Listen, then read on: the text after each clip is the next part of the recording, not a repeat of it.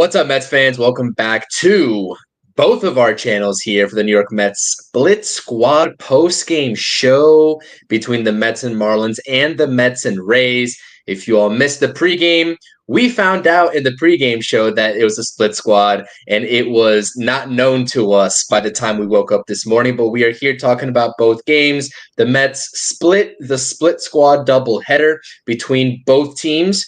Rob, how you doing? I'm good. It was interesting watching both games as we had a lot to look at in both games, considering what we need on the roster. So we got a lot to talk about today. A lot to talk about in terms of the pitching, some of the offensive performances or lack thereof. And unfortunately, I don't really have the latest update, but we do have another injury to talk about, and we'll get into that here in just a second. But please do smash those thumbs up buttons on both of our channels, as this is being streamed to both of our channels, and make sure to subscribe as well. We definitely appreciate the support. And as always, in the live chat section of both YouTube channels, please do drop those live chat comments as well. I want to go ahead and salute everybody in the chat here in the late portions of this afternoon for joining us. Brad, Charlie, Nelson, Stan, everybody, Stanley, Ethan, we appreciate you all. Thank you so much for being here with us. Okay, let's start off with the Rays game. The Mets do drop this game by a score of 2-0. Griffin Canning went against former Met Mike Vasil, who was a former Mets prospect that never materialized into a major league player for the New York Mets. But I think that in this game, we really have to talk about Griffin Canning, Rob, first and foremost. And so I will flip back to the offensive side of the graphic. So I kind of want to start in reverse order here in this stream. This is the pitching outlook today versus the Tampa Bay Rays. Griffin Canning, 4 2/3 innings pitched. He allowed the 1 earned run on the solo home run in the first inning, I believe, but 9 strikeouts. The put-away pitches were working for him throughout his outing, and he looked very strong. What did you think of Griffin Canning today? And just take us through your thought process of each of these guys here down below. Well, this is the potential we were talking about, the possibilities of these guys like Cannon and Kranick. You know, obviously Cannon has MLB experience, but that's the potential David Stern sees, right? When he has that put away pitch, he can be lethal. You know, if it was a regular game, you'd probably keep him going, right? Probably for another inning and a half, hopefully.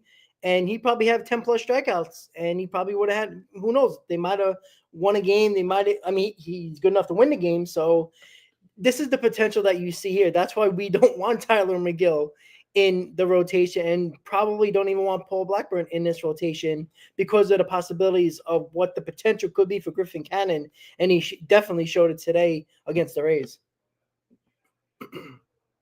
Yeah, 100%. I was just getting caught up over here on Twitter about the latest news and some of the updates that we're going to be talking about here. So we are both doing that, I'm sure. But yeah, 100%. Griffin Canning looked phenomenal. I mean, they're talking about his his change up, and how much he's going to utilize that this season. And that was working for him. I mean, really, his whole arsenal, even his fastball, the location, it's location, location, location with Griffin Canning. And that's the name of the game. If he's one of those guys where we always talk about this, and we talked about this a lot with Jose Quintana last season, right, Rob? With the guys that lack that premier velocity. If they are off in any facet of their game regarding the location, or they're just like, just the location really and the command, like they are not going to have successful starts. So and that's why I don't tend to like those types of guys. I'll always take the guys that have like 95, 96, 97 in their back pocket for that very reason, because they can make a mistake and they have a lot more room for error. But if this is the version of Griffin Canning really throughout the course of this entire spring, and we talked about it on the pregame show that we did today, if we're going to get this version of Griffin Canning, there is no harm, no foul putting him in the back of the rotation for the first month of the season and then just flip-flopping him as needed between the bullpen and the rotation, depending on if you go 5 or 6 guys in that rotation. So I liked everything that I saw out of Griffin Canning. Huascar Brazoban has been a pretty much of a mainstay here in terms of the talking points between you and I. We know what he possesses when he's able to locate his pitches. And for him, that kind of contradicts everything I just said about Griffin Canning, because I usually take those high upside, high electricity guys, which is Huascar Brazoban, who throws about 96 to 97 miles per hour with his fastball. He just doesn't know where it's going sometimes. So he's been up and down this spring, and I really do think that he's going to be starting off in AAA because Daniel Nunez has made an appearance in Grapefruit League action. This is huge news. Ladies and gentlemen, Mets fans, wherever you are located, we should all be rejoicing that we have seen Daniel Nunez in game action. I know a couple of weeks ago, it was looking a little bit grim in terms of the outlook that Carlos Mendoza was providing us in terms of Daniel Nunez appearing in spring training and being ready for opening day. Rob, he looked fantastic. 1 inning pitched, 1 strikeout, fastball up to 98 miles per hour, really picking up where he left off last season. Yeah, we need every single one of these bullpen arms that we can count on that can make this bullpen extremely good, because, again, with the question marks in the rotation, with the possibility of the length of the rotation of how far they can go into games, especially the first month of the season, we need all the arms, good arms that we can get, because the more good arms you have, obviously you have better chances of winning games. But Daniel Nunez, we know how good he was last year. I think it could have made a difference last year in the playoffs. I don't know how much, but maybe we could have won a game, at least one more game, maybe even 2, if Daniel Nunez had the opportunity of playing in the playoffs because he got hurt. We never seen the possibilities of what could have happened. And I know one bullpen arm might not have made the difference, but because he can go 1 or 2 innings, you could see the possibility of him you could see how good he is and getting that up to 98 miles an hour. And the Mets felt confident to put him out there because he's healthy. That's a great sign. And 10 days away from opening day, you've seen Minter already, you've seen Nunez, and these are the two big guys that we definitely need healthy going into the season, or at least, for a full season, because they're extremely important, because both of these guys can be setup mans, especially Nunez. If you need him to be a setup man that day, he could be. And I think he could be a potential closer at some point. That's how good his stuff is. But nice to see him out there. Got a strikeout today, gave up no runs. Good to see him get that velocity up there and strike out a guy. Yeah, absolutely. Jose Butto as well, posting an inning, a scoreless inning with 1 strikeout to his name as well. And that's something that it's good to see these guys back healthy at this point of spring training as we surge our way to opening day in just 10 days, because of the question marks that still remain about how this rotation is going to round out. We knew this bullpen was going to be a strong suit, especially after the addition, or I guess the re-signing of Stanek, and also the addition of AJ Minter to go along with Edwin Diaz, Reed Garrett, Daniel Nunez, if he was healthy, Jose Butto, etc. This bullpen, they're going to have their works cut out for themselves in the first half of the season, but I really do think that they're up to the challenge. But again, going back to Griffin Canning and how brilliant he was today, and he was pretty efficient too. I mean, they pulled the plug on his performance a little bit early. He definitely could have gotten over 5 innings, or at least 2 5 innings, which is good. And honestly, with him and McGill, or whoever rounds out this rotation, Paul Blackburn, all we're asking is for competitive outings. If you're going to be the 4th and 5th guys in this rotation, competitive outings, give us 5 innings. You know what? If you really want to, give us 5 1/3, 5 2/3 to try to lessen the bullpen stint. But we know that, unfortunately, the fact of the matter, and the way that I see things playing out, I'm sure that you can agree, is that the bullpen's going to have a pretty good, I guess, impact and deciding factor on games early in the season, at least for the first month, until the rotation can get fully healthy. And you just got to hope that the first 3 in the rotation as well are able to carry the bulk workload, or able to go 6 or 7 innings pitched. if we're lucky at that point, most of those days for the first 3 days of their stint. So I like everything that I saw pitching wise in this game. The offense, again, was lackluster. Let's talk about it real quick because we do have a little bit of an update from Carlos Mendoza and Jesse Winker. Jesse Winker was kind of awkward on his swing in his first at bat where he popped it up. I think it was a 3-0 or 3-1 count. He obviously had the green light and he was swinging away. It was a big swing and he looked to hobble on his knee a little bit. He was like hobbling a little bit and he was kind of hobbling down the first base line. He was the DH in this game, so he wasn't going to play the field, but he inevitably did leave today's ball game after that first at bat in the first inning. And we got good news because they're saying for right now that it is cramps. There's nothing else that's immediately wrong that we know of. And Jesse Winker says that it's already feeling better. So I guess we'll monitor it because with the injuries that the Mets have sustained in camp so far, it's kind of hard for us to just forget about this because we did see him exit the ball game. But all indications are up front that Jesse Winker should be okay, Rob. Yeah, hopefully he is okay because we don't need another question at DH and just more people to throw in there in the DH spot. Even though we got about 74 possibilities at the DH spot right now, we don't need another add to this DH spot. But hopefully it is only cramps. Again, it was a warm day, so maybe not enough fluids, just cramped up, just turned it the wrong way, and it tightened up on him. Hopefully it's only cramps because that can be taken care of with IV or just fluids in general. So he should be okay. Again, just don't play him for 2 days. Just make sure it's only a cramp, because if you try to favor something that it's still hurting a little bit, you might hurt something else. And we don't need any more injuries 10 days out for sure. Yeah, no, not at all. And Francisco Lindor gets 2 base knocks today as well. As Charlie is saying in the chat, it's imperative that Lindor gets off to a hot start in the regular season, whereas we know that he is a perpetual slow starter come the regular season. And I'm not saying it's going to, set the tone or not set the tone for the New York Mets, but, at the end of the day, he is the solidified leadoff hitter. And I would like to see him getting on base early and often for what we can assume at least in the first part of the season, is going to be Juan Soto batting second. I think that those two guys are probably, one of the best, if not the best, table setters when you talk about top 2 guys in the order in the league as far as getting on base and driving runners in. So that's going to be crucial. And then thereafter, what you got.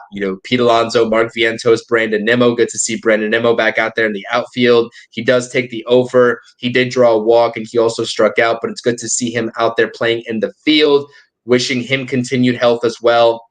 We're going to need him. I'm sure we will see him also DHing a handful of games. So that kind of trio between Winker, Nimmo, and Marte is going to be very interesting. And also Luis Torrens. Good to see him continuously, putting the bat on the ball, a walk, and also a base hit the other way as well. Jose Siri. This is the type of game that everybody should be prepared for. Yes, Jose Siri is going to hit home runs. He's going to be electric in the outfield. He covers a lot of ground. He has a lot of range out there. He's got a great arm, but he is going to take a golden sombrero every once in a while. And today was one of those days. 0 for 4 with 4 strikeouts was Jose Siri. And Brett Baty takes the 0 for as well. And we'll take a look at, again, since this was a split squad and since we've been having this discussion about this competition at second base, whether it's going to be a platoon, we could talk about it right now. There have been some early reports stating that the Mets are really intrigued by this platoon second base role between Baty and Acuna. Rob, I know that you have not been a fan of that in terms of having and seeing that play through early on in the season with Jeff McNeil being out. I honestly don't think that I'm a fan of it either.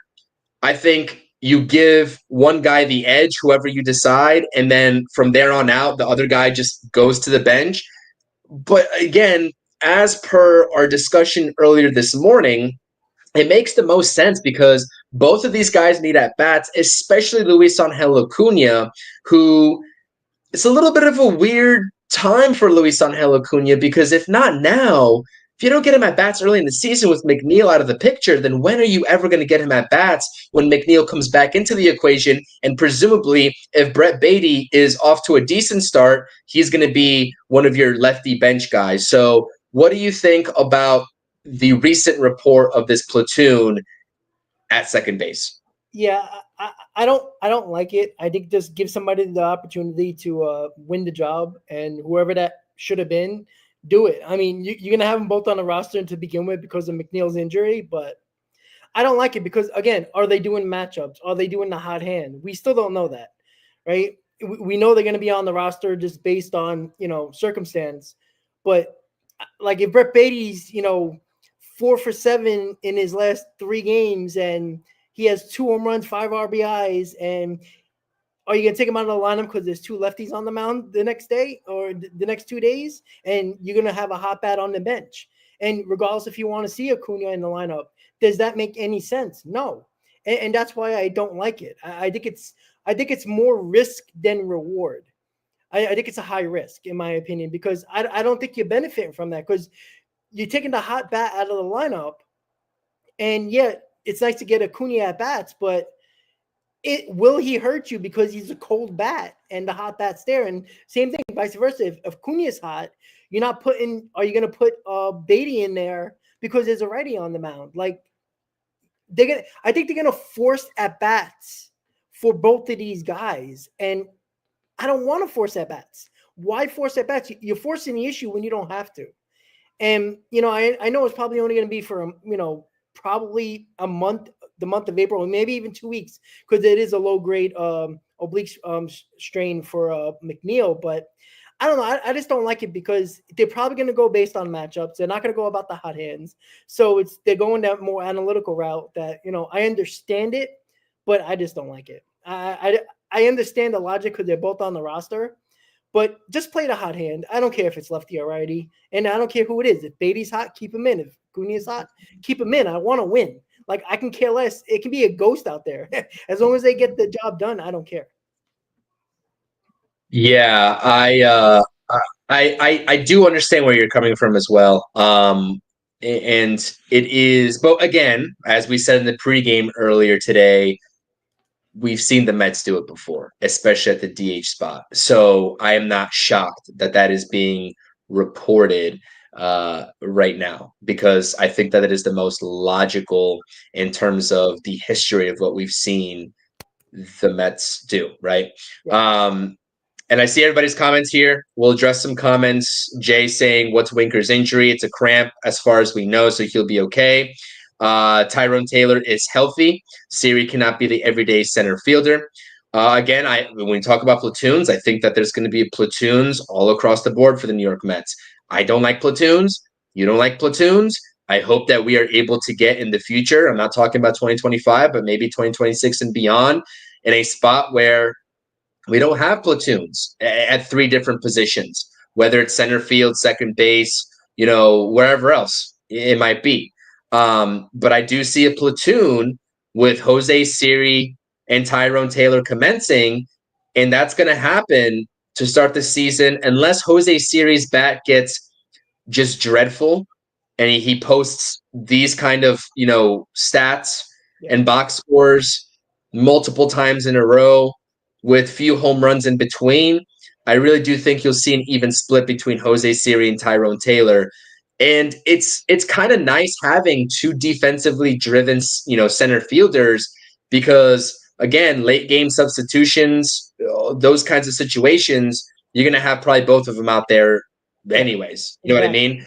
Yeah. And Brandon Nimmo, that's one way to get Brandon Nimmo off of his feet as well.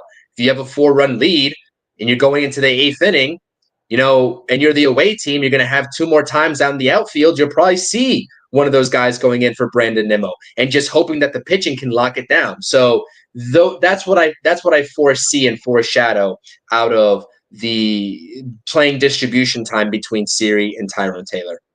Yeah, especially look, I think they're going to keep Nimmo off his feet as much as possible, and you can do a lot worse. I rather have a great defensive outfield, especially in left and center field, depending on if you want to put Tyrone Taylor in left, Siri in center. I think Siri's going to play center. I think he's that good of a defensive player.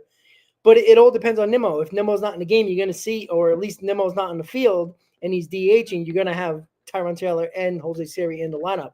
And again, Jose Siri is not a good hitter. We talked about this so many times.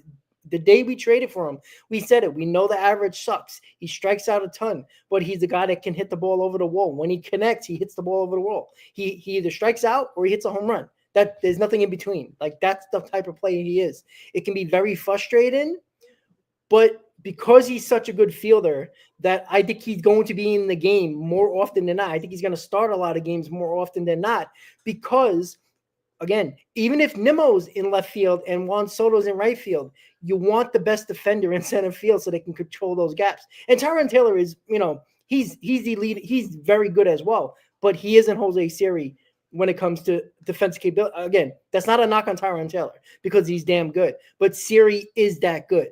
You watch spring training games, you don't see a lot of it. You don't pay attention to it a lot. You might have seen a couple of highlights with the Rays, but he's that good. So when you're looking at it, when you see a Tyrone Taylor or a Jose Siri, they're probably going to be batting 7th, 8th, or 9th, somewhere around there. Yeah, it would be you would love production from those guys, absolutely. But at the same time, you're worried about your top 6 doing the job, so that defense can come in handy and help your pitching staff along the way. That's how you also win ball games as well. So you're going to see a lot of Taylor and Siri, I think, for a good month, maybe even longer. I think this year you're going to see a lot of DH for Nimmo. I think they're not playing games here. If Nimmo can't play the field, they'll DH him every day, and they'll have to figure out how they get at bats from Marte and everybody else who has to be a DH. That's what you're going to have to do. And, you might have the best 2 left fielder, center fielder combination defensively in the majors. Like, it could be that good. And Jose Siri, if there was a way for him to just cut the chase rate, yep. I mean, it would just pay so many dividends for the New York Mets. And I don't know. I don't know what it's going to take. I'm not sure what those, at-bats are going to look like come the regular season. But we do know that Harrison Bader played a lot, although Harrison Bader had a pretty good start to his season offensively last year. He fizzled off, but he was pretty much getting regular platoon reps in center field with Tyrone Taylor at least until midsummer. And that's because he was so good defensively. So that's kind of what, at the very worst, that's what I see and how I see it playing out for Jose Siri. But I like Tyrone Taylor a lot. I don't think you can go wrong with either of those guys defensively. Clearly, I mean, Jose Siri has the edge, but Tyrone Taylor's bat is very versatile, and he proved to be very clutch and very big for the New York Mets on the stretch last year when he kind of ultimately went into that starting center field job when he was never meant to be a starting center fielder for the New York Mets to begin with. He was brought in as a 4th outfielder, and he did a really damn good job. So I think center field, going into the season with Siri and Taylor is an upgrade, rather than going into the season with Bader and Taylor last season, especially with Tyrone Taylor having that experience already as a semi-regular starter at center field. I think that's going to pay dividends. Yeah. And again, if the top 6 do their job, we're not going to care about the bats at the bottom of the order. Like, we don't want them to be terrible, just be serviceable, just try to figure out a way to get on base. Try to figure out to flip the lineup over. That's what you got to do at the bottom of the order. 1 through 6 is where it needs to be. If the offense is doing what they need to do in the top 6 of the lineup, then you got to care about defense. And Tyrone Taylor and Siri, again, it's not like Tyrone Taylor's batting 270 here. He's batting like 230, maybe 235. Like, it's not amazing. And he's probably not going to provide you more pop than Jose Siri. So you don't get average with any of these guys. Tyrone Taylor doesn't have that much power. Siri does have the power. So you're not gaining so much offensively. Now, Tyrone Taylor was clutch last year. And again, we'll see Jose Siri in big situations during this season, and we'll see if he is clutch. Because I guarantee you right now, if he hits home runs with men on base in big spots, nobody's going to care about his 205 average. I'm going to tell you that right now. So and at the bottom of the order, that's when you want those guys to come through. If they don't come through, 20 times in 22 at-bats, but those 2 times they come up with men on base in big spots, but they come through then, that's what we're going to care about, because that's when it matters, right? because again, your offense should be able to maintain what it needs to maintain without talking about Siri and Tyrone Taylor, or even Jeff McNeil for that matter when he comes back, to provide an offense. Because we talked about this last year, Chris. Why do we talk about the bottom of the order so much? Why do we talk about Tyrone Taylor, Harrison Bader, DJ Stewart, Jeff McNeil at the bottom of the order? Because the top of the order was terrible. So the bottom of the order was doing their job for the most part, scoring the runs. So that's why we actually, stayed afloat because of that. If everybody believes that this offense should be, balls to the wall day one, they should be that good. If they're not, then we're going to start talking about Tyrone Taylor not doing well and Jose Siri's 200 average. That's when we're going to talk about it. But again, home runs matter in this league. As much as I hate saying that, and I just told Stan in the chat about that, where he says, the 230 hitter is better than somebody that hits 200, but hits 7 home runs that they like more because of a little bit better average than the 20 home runs. That's not true. That's not what they see. That's not what they think. They rather have the 20 home runs because that's 13 more opportunities over the 7 home runs that you get more runs scored. That's how I don't like it. Again, I'm not a big fan of a Jose Siri's bat because I do think average still matters, and it matters when I think it's a strikeout more than the average that I think people are complaining about, because he don't put the bat on the ball. Mistakes happen. Defense makes mistakes. You put the bat on the ball instead of striking out, things can happen. So I guess that's probably the bigger reason why people don't like it. And he has a very high whiff rate, but they like home runs. They see the potential there. And you know what?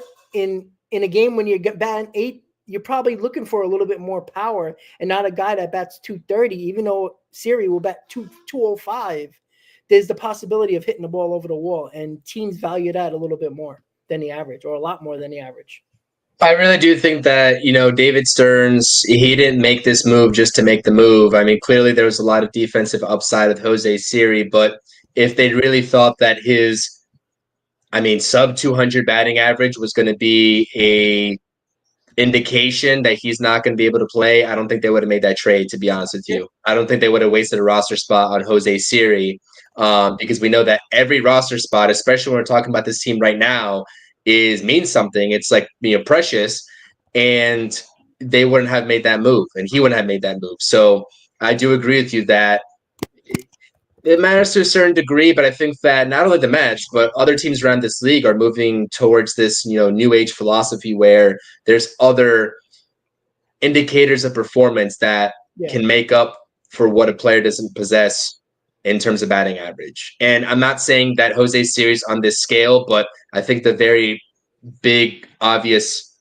I guess, I don't even know how you want to say it, but the very big leader of that is Kyle Schwarber. I mean, really.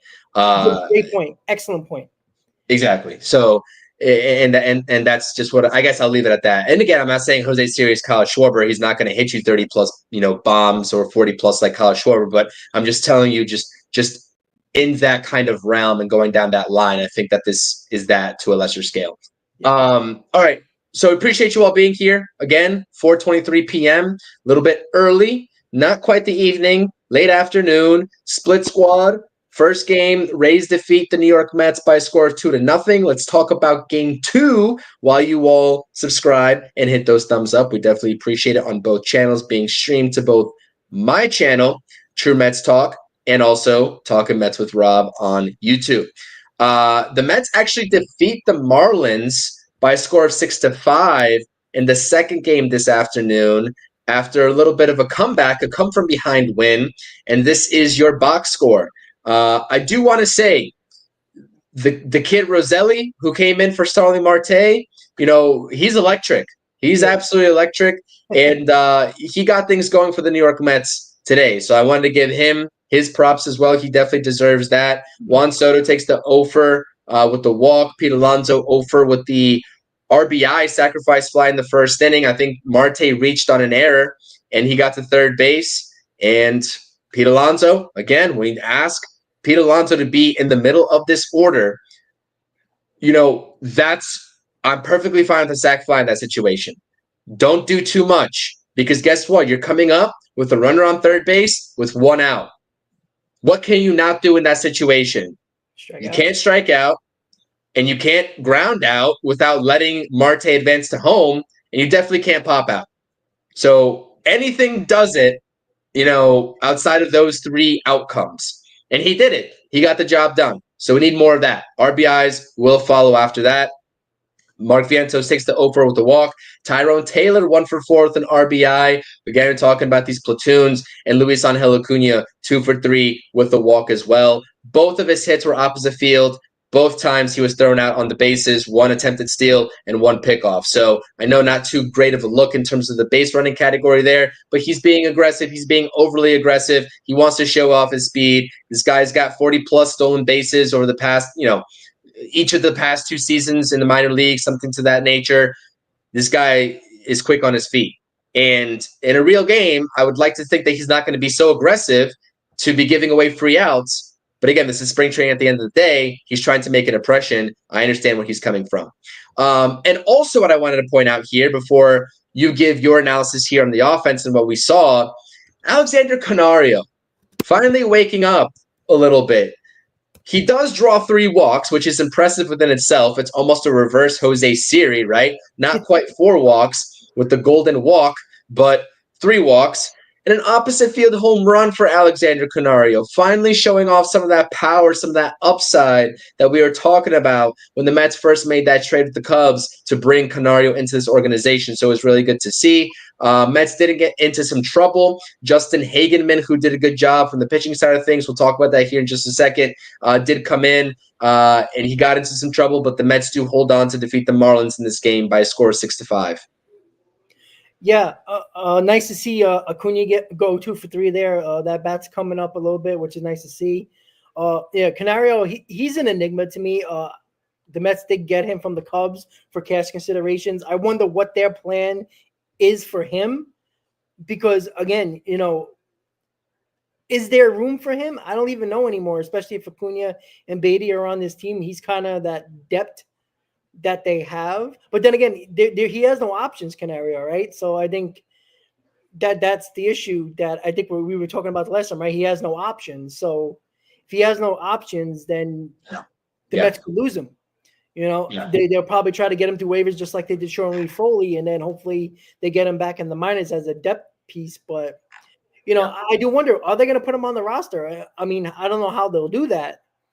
But, yeah, there's nowhere to put him. That's the thing. It's like, that's why I guess I understood why they got him because of the fact that I don't think they trust Nimmo to be healthy and ready to go for the season. And I think that was probably the big reason why they got him, just to add an extra outfielder. And now that Nimmo looks like he'll at least be a DH, there's really not a spot for Canario. And we'll probably lose him in the waivers. If not, that'd be good. We have more depth pieces just in case of an injury. But nice to see that he showed something today because the power can be there for him, and that's what he's shown with the Cubs in his little time with the Cubs. Other than that, Sanger, who we both believe is going to be the backup catcher, he didn't do nothing today. But all around, hey, everybody stayed healthy for the most part in this game, so that's a good sign.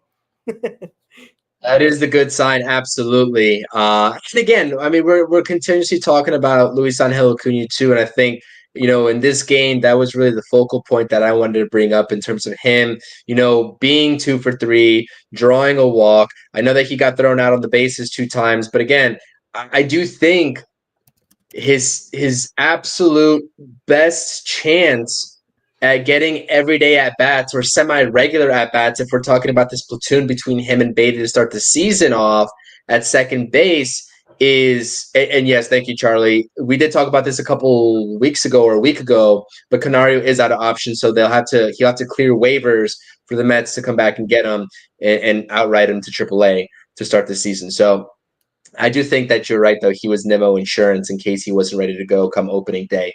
But Luis Angel Acuna is the perfect 9-hole hitter. Flipping the lineup over, getting on base. Don't even need to hit the ball in the gap. Just get on base. If you want to, and if you think you can do it, swipe the bag and get in scoring position for Francisco Lindor and Juan Soto. Like, that is, if he can do that effectively, he's going to have a very successful career. And I'm not trying to limit his career to just being a 9-hole hitter. I'm not saying that, but his type of play style, there are some serious concerns. We did see the power from Luis Angel Acuna in 14 games, and we can obviously kind of project that out potentially over 162. It's not the best projectability because it's only a 14-game sample size, and that's all we have to go off of, especially with the minor league numbers where the power really hasn't been there. I know that there's pop in his bat, but if you're a 9-hole hitter, and we just talked about not needing to do too much in the bottom of the order and just being kind of reverse table setters, right, for the top of the order and just getting on base, so to speak, in that sense, then Luis Angel Acuna would be the perfect guy in that 9-hole, right? That's something that Brett Baty doesn't have the capability of doing because Brett Baty doesn't have the speed. Yep. So the way that Brett Baty is going to be effective on this team is by putting the ball over the fence or putting the ball in the gap. We'll see if he can do that consistently. But I do think, and this is why I always preferred Luis Angel Acuna in this discussion, in this debate, that getting on base by any means necessary as a 9-hole hitter is a lot easier to do more consistently than trying to hit the ball in the gap or over the fence like Brett Baty should be doing. The two games that these guys possess are different. And that's the real battle going on here. I think that Luis Angel Acuna is a lot more, how should I say this?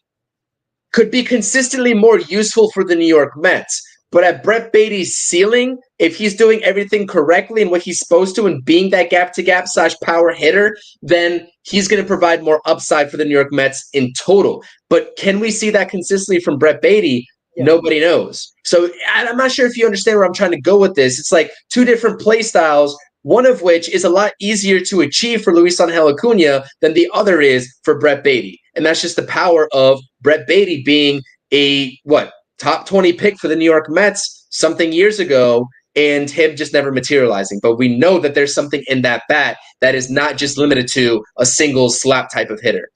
Yeah, it's not a bad problem to have if you're the Mets, right?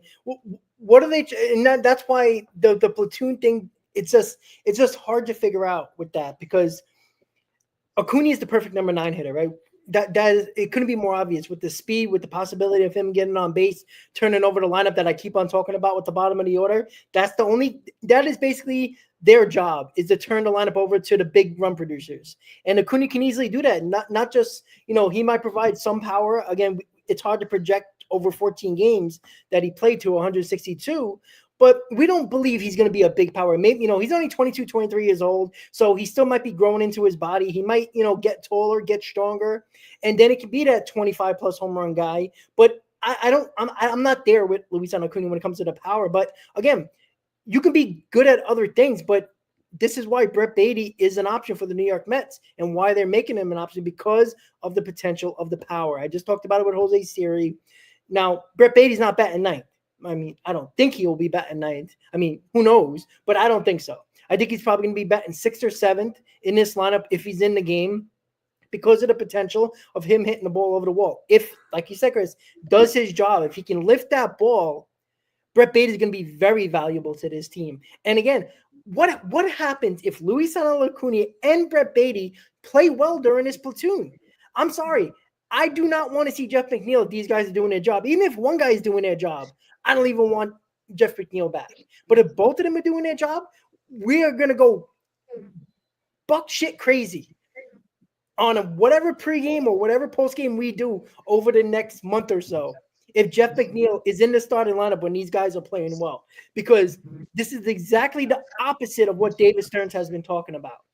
And this is why I don't believe him at all, what he says. Because it's about the money Jeff McNeil is getting paid. And are you trying to win ball games or not? If those guys are winning us ball games, let's say we have a really good April. McNeil comes back at the end of April. You're going to play him? Like, it's crazy to me. Now, I have a feeling that Brett Baty might show something. I'm not saying that he's going to be, great. I think he's going to show us something. I don't know. He just seems looser this spring, right? It just seems like he's within himself a little bit. Like when you hear his comments, when the reporters talk to him, he seems like he's not nervous anymore. Maybe because he knows it's his last chance, and he said, "All right, I got to step up now." Or he just got older and he realized that sometimes you're a young idiot, you're a kid. Maybe he's just figuring things out. And I don't know if Beatty's going to be good or not, but I feel like Brett Beatty found himself. Maybe it was taking him out of the third base spot and putting him at second base, maybe to calm his mind a little bit. I don't know. I think Acuna is going to be the better player, but maybe this will work. I'm not confident that it will work because I think you're going to take at bats from both of these guys, and I don't think that's going to be beneficial. But what the hell do I know, right? I only have a YouTube channel. So. You and me both, man. You and me both. Listen, I also think I just wanted to add this point. It's just food for thought at this point. With the lineup that you would have on the bottom. I know we just talked about we don't want to focus too much on the bottom of the lineup, but in terms of the actual lineup construction and having Acuna in the lineup, versus a Brett Beatty, is that you're right. With Brett Beatty, the reason why he'll win the job and win the job is because they expect him to be more so of a power hitter, right? That's why he would win the job. And that's what he's been doing in spring so far. So we'll see if that continues. But at that point, who's your 9-hole hitter? You know what I mean? McNeil's not going to be there. He's always been a candidate, although they've been reluctant to do it. It's probably going to be Jose Siri. You know what I mean? Because of the possibility of his speed. That's the only thing I can think of. Yeah, but he's not getting on base. Exactly. And so that's the problem. And that's why I would, and so like, not just off of, what they do, right now and what they're doing right now, but also the line of construction. With Acuna, you have a completely viable 9-hole hitter who will pay immense dividends for the top of the lineup by getting on base. Whereas if you put Brett Beatty in the lineup, right, you're going to want to get him 6th, 7th, 8th, maybe, but he's not a 9-hole hitter, right? And then you're going to put Jose Siri in the 9-hole with Brett Beatty in the lineup, and he's for sure not getting on base at a high clip for the top of the lineup, and that becomes another issue at that point as well. So I look at it in terms of just like what's the most efficient lineup and what's the easiest to consistently do between the two different play styles.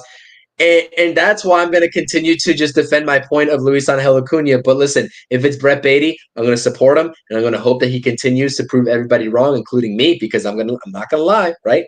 I am not a part of this Brett Beatty hype bandwagon. I don't know what we're going to get out of him. I'm not going to sit here and look at him batting 343 in spring training so far and be like, oh, he's changed his ways. We've seen him have impressive springs. We want to see him do it in the regular season.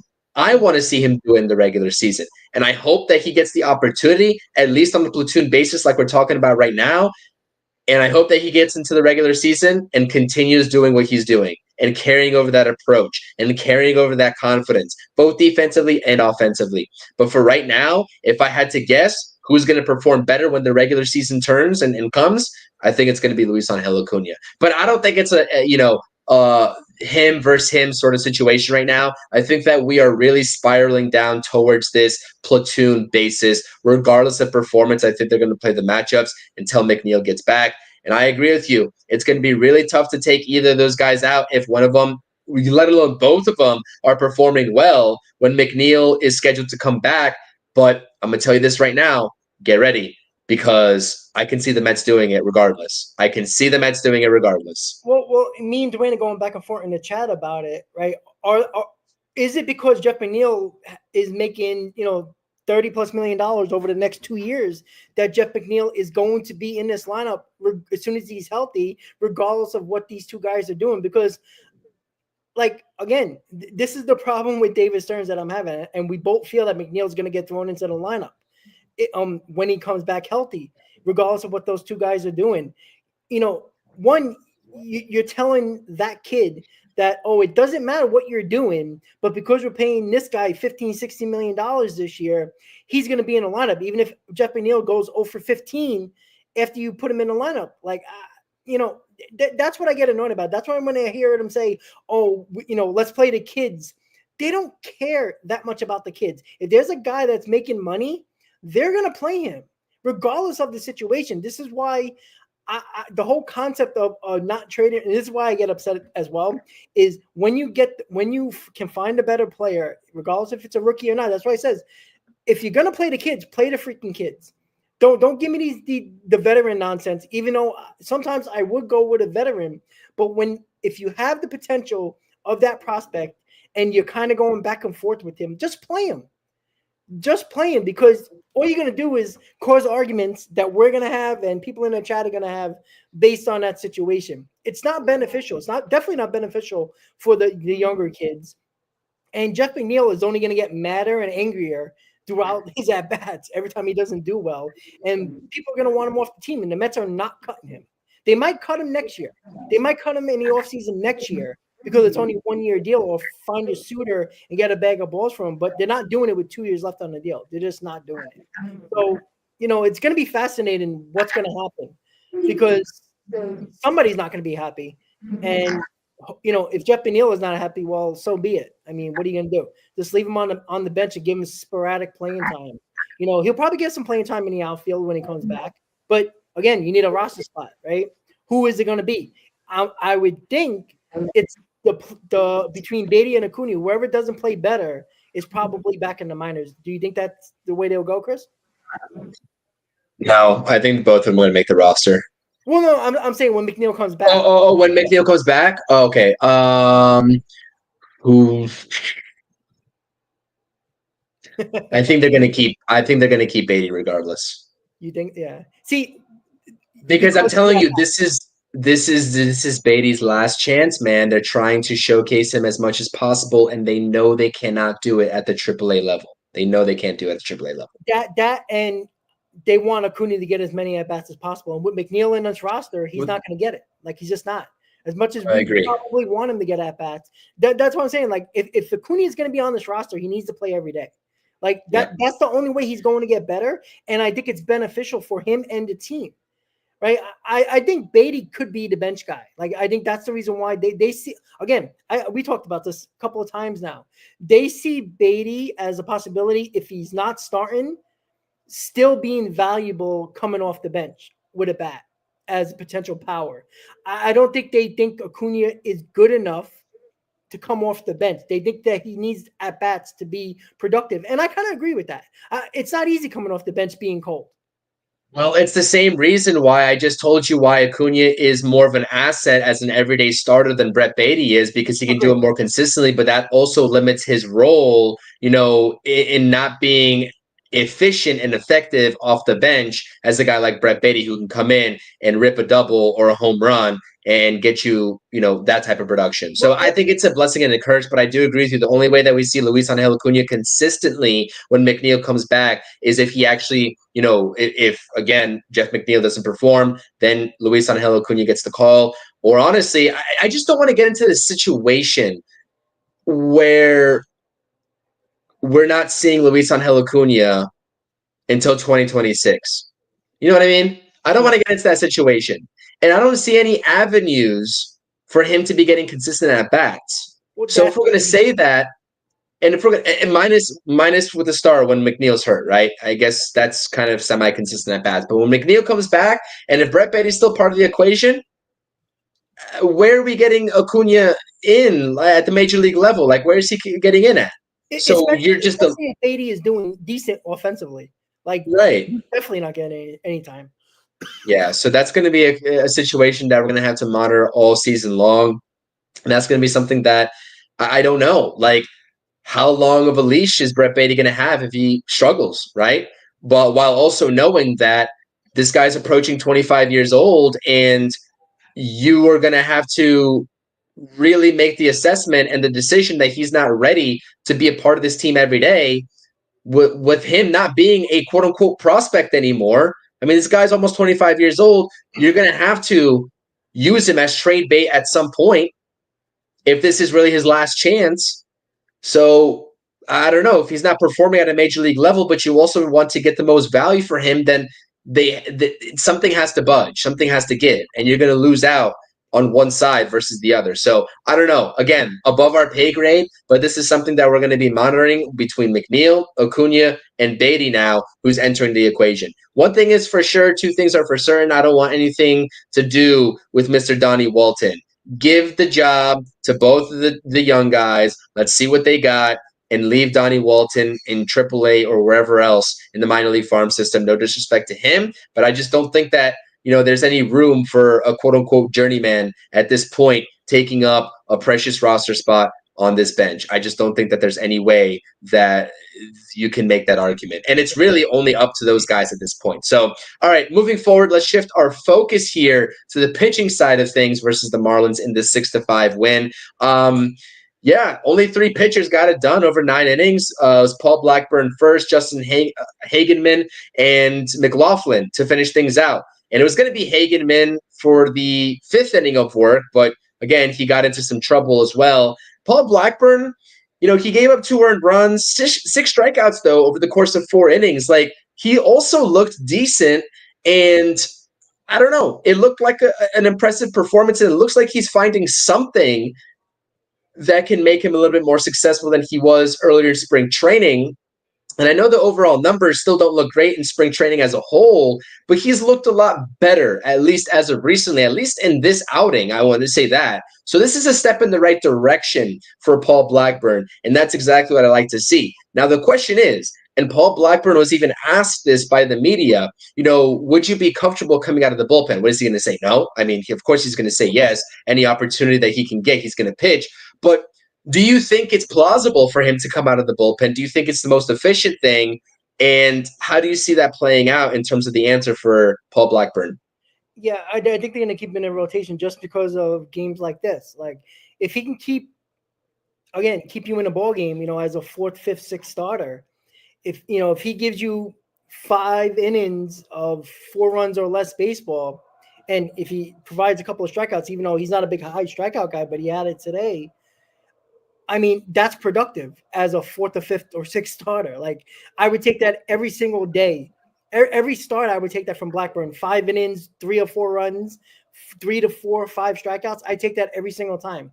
Because if you can get 4 or less runs from your back end of the rotation starters, that's a win, in my opinion. Because, again, most of these guys have 4+ ERAs, so that's what they're giving you. They're giving you around 4 runs per ball game. If they can keep it 4 runs or less, I think you can have a chance to win ball games with the lineup we have. So, again, I don't know. I mean, I don't know if I haven't really checked his career stats. Has he pitched in the bullpen before? Because I don't want a guy that hasn't pitched in the bullpen, and then we have to, figure out if he can play in the bullpen or not, just to keep him on the roster.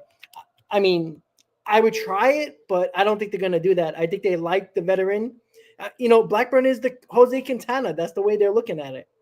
And I don't know if he can be as good as Quintana was, especially late in the year. But I think they see that possibility of Blackburn being a steady pitcher in this rotation where you're going to get what you get from him. He's not going to wow you. He'll have his blow-up games just like Jose Quintana did. But when you need him the most, the veteran will come through. I think that's the way they see it. I'm trying to look. Paul Blackburn has been a reliever, only 4 games in his career. Was that when he came back from injury? I think it was with Oakland. I think he came back from injury, and they just wanted to stretch him out, but I could be wrong about that. I don't know. It was 2019 and 2023, and the numbers really aren't pretty in a small sample size, so I don't really know if that's... I just think in the rotation because of the possibility that he can just be... Look, if he's like this, and he pitches 4 or 5 innings of 2 or 3 runs, maybe even 4 runs with a couple of strikeouts, you got to take that. Like, because, I mean, what would you rather replace him with if there's a 6-man rotation? Tyler McGill? It's probably not going to be that much better. So I rather just give it to the veteran where, he's going to go out there and he'll do his job for the most part. I don't trust Tyler McGill at all because that's where you would replace him with in the 6-man rotation. If it's a 5-man rotation, you can put Kranick and who's the other guy? Jesus, I'm blanking out right now. Come on. Who the hell is that guy? Yes. The other. Blackburn? No. Kranick and Canning. I'm sorry. I just blanked out. So that's what you would do, but I don't see them putting Griffin Cannon and Kranick in there over Blackburn. I just don't think so. Unless it's a 6-man rotation, then you got all 3 of them in there. But are they going to do that in the first 3 weeks of the season? I doubt it because, as I said, you don't need a 6th starter until the middle of April. So the one thing that this merry-go-round of options for the back end of the rotation is actually going to be beneficial for is the bullpen in terms of eating up those bulk innings, because now you have 4 back end of the rotation type candidates, and you can assume one or maybe even two of those guys are going to go in the bullpen. So if anything drastic does happen, in a bombshell sort of start for one of those rotation guys, you're going to have one of those other guys piggybacking off of them in said game. It's not the most efficient. It's not what you want to have happen. You want to have good starts, but again, you'll have guys that can eat up innings, both on the roster and also in AAA Syracuse. So I think at the very minimum, that's at least one positive that I'll take away from it. Not the positive we want to take away from it, but that's one positive that I will take away from it. And before we round things out here on the post-game show, we appreciate you all being here with us. This is a good question from Charlie. Are Acuna or Beatty potential pieces for the Marlins when the Alcantara market opens, which is probably going to be at the deadline because the Marlins are not a good team. And I believe he has one more year of control left after this year as well. So they can get like a premier price back for him. I'm sure they're going to want a young, controllable pitcher. So you're probably going to be talking about a guy like Jonathan, right? I think we both agree Brandon Sproat is untouchable. And I just don't see any other guy. I mean, maybe Nolan McLean, I guess with the way that, we've seen out of limited innings so far here in spring, he's kind of an electric kind of pitcher in terms of the movement that he possesses. I guess you could say, mid-90s fastball as well. I don't know. This isn't going to get it done, though. I mean, Acuna and Beatty both are not going to get it done. I don't think. Well, no. I mean, there's going to be competition for him, obviously. So, again, maybe Beatty 3 years ago when the Marlins wanted him every single time they wanted it for Luzardo, or, even there was a possibility of before they extended Alcantara, they wanted Beatty, and the Mets would never do it. So, it's going to be Acuna. You can throw Beatty in as a bag of balls. It's going to be a Jonathan. You're going to probably have to give 3 top 10 prospects and probably also Beatty. And one of them's got to be a pitcher. So, again, good luck getting them. Because, again, you are not getting Alcantara from the Marlins if you're not putting Acuna in that deal. I'm telling you guys that right now. They're going to want Acuna, just like they wanted Beatty all those years ago for the Luzardo trade. And when Alcantara, before they extended him, they wanted Brett Beatty. The same thing. They're going to want Acuna. And I said, if the Mets find a way to have Acuna in the minors for a long period of time throughout the first half of the season, Acuna is trade bait. Nobody wants to hear that, but it's a fact, right? You can't make this team better, especially in the pitching market, if Acuna is not. Every team is going to ask for Acuna. And again, if David Stearns is not willing to give up Acuna, you're not getting any starting pitcher better than Paul Blackburn. Do you think they'll be asking for Acuna over Jet Williams, or you think that Jet Williams is still preferable? 100%, because I think because Jet Williams is still a guy that kind of is a fringe guy. Acuna, they're going to want that guy. Acuna's going to have 6 years of control. He proved it a little bit in the majors, right? They don't cost him nothing. They might even want Jet Williams in that deal as well, to be quite honest with you. With Jonathan. It's going to take, I think it'll take 3 times. Listen, I think it'll take, and I misspoke. I forgot about the extension. So he has a club option associated with him, I think, in 2028, but he's under control for this year, the next year, no, 2027. So he's got theoretically 3 more years of control left. And again, he's coming off of Tommy John surgery, but this is the reason why they didn't trade him in the offseason. They want to get rid of him. I have no doubt in my mind that they want to get rid of him, get the money off the books, etc. But they don't want to do it because they're going to let every start accumulate in the first half and build up that trade value. And if he looks dominant, then they're going to reap the benefits of every top 10 prospect that they can possibly muster and going and pinning teams against each other. So I completely agree with you 100%. But, at that point, listen, with where the Mets are at, you got to go after it. You got to go after that guy. Luis Acuna is not going to make or break this team, guys. I'm going to tell you this right now. Right, you have Juan Soto, you have Pete Alonso, you have Brandon Nimmo, you got Mark Vientos, right? You'll have back Francisco Alvarez. If Luis Acuna is the reason why you are not getting Alcantara, Stearns should be fired tomorrow. I'm sorry.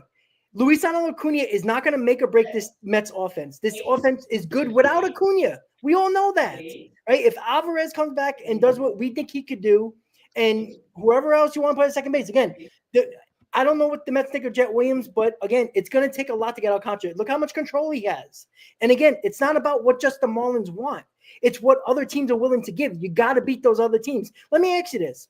What if the Braves need another starting pitcher and they're willing to give up all their top, their major top prospects for Alcantara? Do you want him going to the Braves for the next 3-4 years and beating you down along with Chris Sale? Yeah, you can't have that happen. I'm sorry. You just can't have that happen.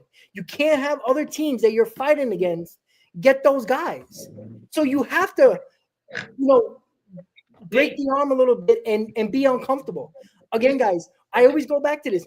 When the Mets went for Yoenis Cespedes, they gave up their number 1 overall prospect for a rental, right? Some people weren't even happy about it, but the Mets were so delusional that we actually got a bat that they didn't care. But it was talked about.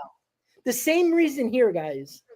If you're not willing to give up Acuna, don't expect the Mets to get anybody good for the rotation. If you believe the rotation is going to be a problem and the Mets need rotation help at the top of the rotation, you're not getting – let's throw Alcantara to the side. Let's say there's another top-line starter out there. You're not getting them either. That's the problem, guys. You have to understand that. You have to understand that. You got to give to get. Right? Everybody wants to get rid of Brett Beatty. Chris wants to get rid of Brett Beatty. Me wants to get rid of Brett Beatty. But if teams don't want him, you can't trade him. That's the problem, right? Alcantara got numerous years of control. He's one of the best pitchers in baseball. If he stays healthy and does what Alcantara does, he's going to be a valuable piece at the trade deadline, and you won't be the only team. And the worst part about this is that the Marlins ain't going to be any good, so they're trading him. Guess what? There's going to be teams that are fringe wildcard teams, just like the Mets were last year. You don't think there'll be a team that says, hey, maybe we can go on a run here, and they might be willing to give up prospects, right? There's teams out there that might be teams that we're not thinking of, like the Reds, the Pirates, teams that might actually be really good this year in the Central, and they have better farm systems than us. What if they're willing to give up 2 or 3 guys that are not even close to what the Mets can give up? Well, you're not getting them. So now the Pirates or the Reds, who might need that pitcher, will probably get him. So you're going to have to overpay. And plus, it's the Marlins. Do it. I just don't understand why people are so afraid to trade Luisangel Acuna. Again, if Luisangel Acuna was a guy like Juan Soto, was a guy like Pete Alonso, was a guy like Brandon Nimmo, right? And I'm not saying Acuna is not going to be a very good player. I think he will be. But to stop you from getting a top-line starter that can put you over the top, you're nuts if you don't want to do it. Because the Marlins will never be good. They already proved that every year. They will not be good. So bringing Luisangel Acuna to the Marlins, yeah, he might beat us up every now and then, but it's the Marlins. How much are they really going to affect us, right?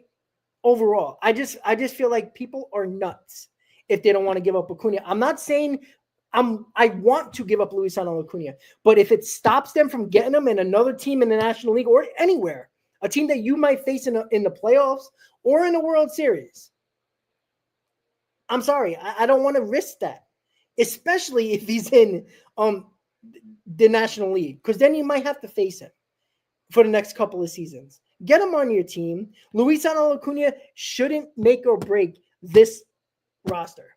It shouldn't. If it does, then the Mets have more problems than we think. Sorry, I just had to go on that rant there. No, I mean, listen, it's a tangent that's important because we could be possibly discussing this again, maybe at the deadline, maybe next off season. We just don't know. So it's hard for me to kind of speak on it. I do agree, though. I mean, at the end of the day, if you have an opportunity to get a top line starter and Luisangel Acuna needs to be a part of that deal, as much as I enjoy watching Luisangel Acuna play, and as much as I think that he will be good, I think you're a little bit more hesitant about that in terms of what his actual potential could be. I think he could. I'm not saying that you think he's a bad player, but I think that he could probably be better than what a lot of people are giving him credit for, given what numbers he's posted in the Mets organization so far. I do enjoy watching him as a ball player. I think he'll be good, but knowing the Mets pitching needs, I agree with you. I mean, you got to do it at the end of the day. It just depends on what the rest of the package looks like. But for a guy like Alcantara, with multiple years of control left, like you said, yeah, it's especially at a bargain of a deal, to be honest, in terms of today's pitching, it's a bargain of a deal. you got to do that all day long. So I agree with that. Absolutely, because Alcantara will probably benefit this team more than Luisano Acuna. Again, Luisano Acuna is going to be in the bottom of this lineup regardless of what we think of him, right? It does not matter. I don't. Is Luisano Acuna going to get us to a World Series or Alcantara? Could we be honest about that? If the lineup does what it's supposed to do, without even Francisco Alvarez at this point, without a Jeff McNeil, I know we don't care about Jeff McNeil, but if your top 5 or 6 does their job, we're not going to be worried about the offense. So Luisano Acuna, yeah, it could make it better, but if the offense is doing its job, but the problem we're losing games is because of the pitching, you're nuts if you don't want Alcantara. You just can't say, oh, I want Acuna because of the possibility when you know what you're getting from Alcantara. That's very simple.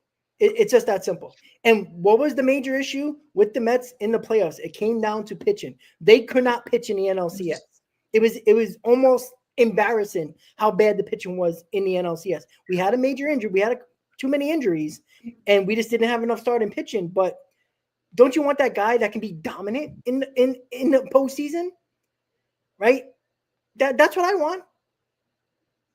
Like, I don't want to trade Acuna. But if it's for Alcantara, I'll do it 10 times out of 10. And if you're not going to do that, then question yourself and look yourself in the mirror if you really want to win. It's just that simple. Yeah, again, we will go back and discuss this again. I'm sure this will be a talking point at some point in this season, especially by the trade deadline where we have more answers on the Mets rotation than not, and when the Mets are effectively looking for more pitching help, as each other team will be doing as well. So that's going to do it for us on the post-game show here for the Split Squad. Please, thank you for tuning in. Make sure to hit those thumbs up and subscribe buttons to both of our channels, both Rob and myself. We will be coming at you with pregame and postgame streams all season long, obviously schedule permitting. There'll be times where you see one of us on the screen, and there'll be most of the times where you see both of us on the screen. But final thoughts here, Rob, take us away. And I hope everyone else enjoys the rest of their day. Yeah, only 10 days away from opening day, guys. I can't wait. As you guys know, I will be in Houston, probably running from the game to get that post game ready to go. But we'll always have somebody here, so we'll never miss a post game or a pregame.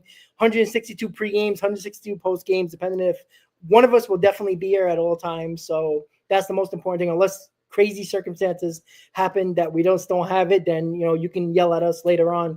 But we're definitely gonna have a ton. You're gonna see our faces a lot, and you might get sick of us. You might hate us at times, but that's okay. That's why we're here. We're here to have fun and talk about Mets baseball. One thing for sure, guys, we all want the Mets to win. Have a great day, guys. Absolutely. That is the bottom line. So we appreciate you all. Let's go Mets. Until the next stream or video on each of our respective channels, we definitely appreciate the support. Let's go Mets. Peace. Go Mets.